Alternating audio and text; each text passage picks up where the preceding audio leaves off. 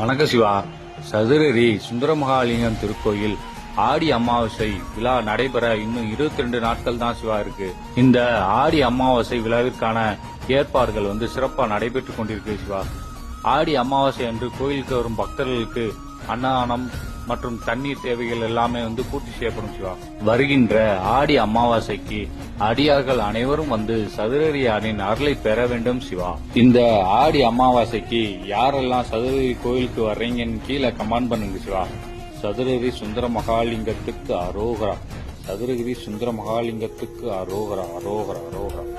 சித்த சிவயோககிரி சதுரகிரி லிங்கம் சுந்தர மகாலிங்கமே. சதுரகிரி சுந்தர மகாலிங்கமே. வந்தருள் மகாலிங்கமே.